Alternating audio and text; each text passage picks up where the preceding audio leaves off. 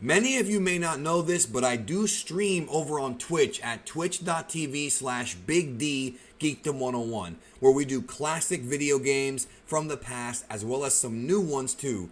Twitch.tv/Big D Geekdom 101. Give me a follow and we'll have a good time. So I finally got caught up to the new Dragon Ball Heroes episode. I missed a lot of this because I was away. I was out of town for a few days and now I'm catching up. So this is my review for Dragon Ball Heroes Big Bang Mission episode 16. An episode that's getting a lot of love from a lot of people, and I was curious about whether or not it was good. So in the last episode, Cell returned. And it turns out that Cell is not a villain this go around. The villain of this arc is Goku Black. He is the primary problem they have to deal with in this portion of the Dragon Ball Heroes continuing promo anime story. Now, as I say every time I do one of these, this is a promotional anime, so the best you can hope for when it comes to these episodes is a good fight and some good animation. There isn't really much there in the way of story, because they can't really cram anything too complex in like 9 minutes. So because of that, Heroes is oftentimes not really regarded as the best Dragon Ball. In fact, a lot of times it straight up sucks. Most of the time it kind of sucks when it comes to the promo anime. So all we can hope for is some good, some good visuals and maybe a good fight, maybe a cool idea. This episode introduces Shroom, who's not a new character. He's been in the Dragon Ball Hero story many times in the Japanese video game in the Mecha Kibura storyline. And he's here to help sort of defeat Goku Black.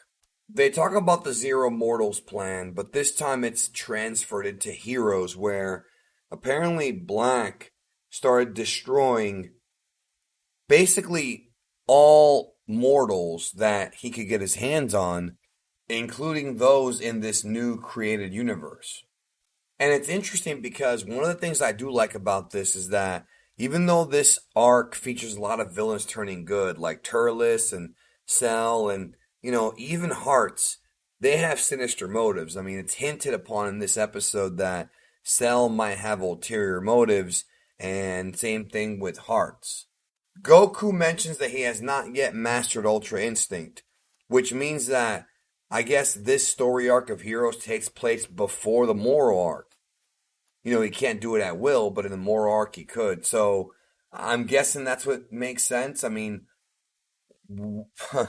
having to try to fit this into any part of the Dragon Ball story is difficult, if not impossible, because it really does do its own thing, separate from everything else, and combines the canon of everything. So very much like what's been the formula of Dragon Ball forever, they want to train Goku and Vegeta, because I guess Vegeta has not mastered his new blue rage form that he has here in Heroes. So they create this portal that's sort of like the Room of Spirit and Time. I guess like what they did with Whis' staff at early Dragon Ball Super when they were trained to get blue powers. And it creates this portal to go into this dimension. And while that's going on, they're going to distract Black. And that'll give Goku and Vegeta enough time to get strong enough to come on and defeat Black.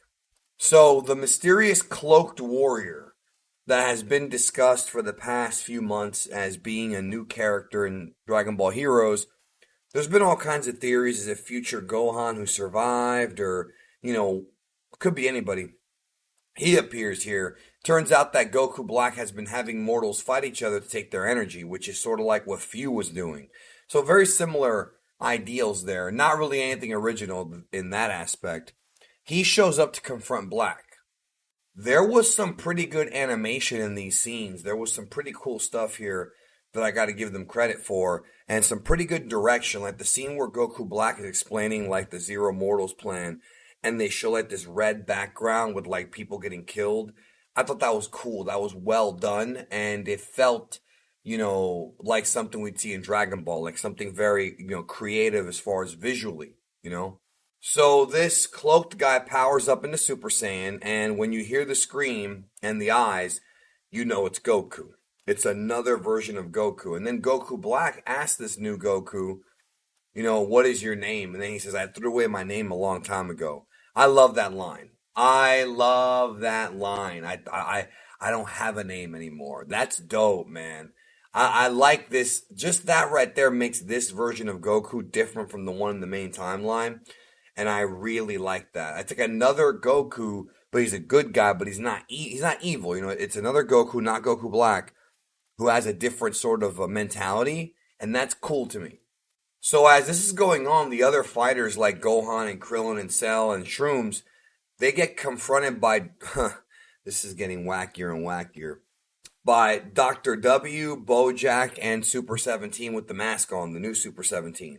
A lot of these characters are characters that have been in Dragon Ball Heroes games recently, but not so much in the promo anime. So people in Japan who play the games already know who they are and, what they do, what they represent. But those of us in the West, I think everybody should try to play the game at least once. And obviously not everyone can go to Japan, so the best you can do is play the Switch game.